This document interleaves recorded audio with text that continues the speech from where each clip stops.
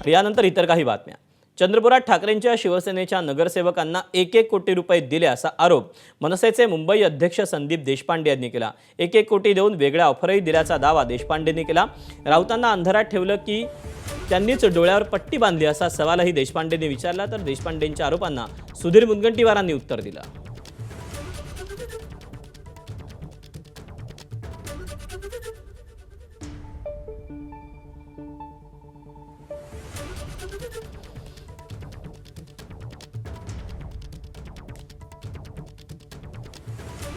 पण माझी जी माहिती आहे ती जे नगरसेवक गेले, जी मला माझ्या ऑथेंटिक सूत्राकडनं मिळालेली माहिती आहे, प्रत्येक नगरसेवकाला 1-1 कोटी रुपये हे दिले गेलेले आहेत आणि प्लस या बाकीची ऑफर आहे जी माझी चंद्रपूरमध्ये जे उबाटाचे नगरसेवक गेलेत त्यांना, आणि जो अपक्ष नगरसेवक गेला त्याला 50 लाख रुपये दिले।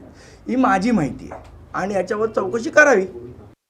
संजय सारखी दिव्य दृष्टी दिली असेल तर त्या दाव्याला अर्थ एक नवीन राजकारणामध्ये एक फॅशन लागली आहे। काही काही ठिकाणी जेव्हा मनसेचे नगरसेवक हे माननीय एकनाथ शिंदेच्या शिवसेनेला मदत करायला गेले तेव्हा तिच्या स्थानिक नेत्यांनी अशा पद्धतीचे आरोप केले।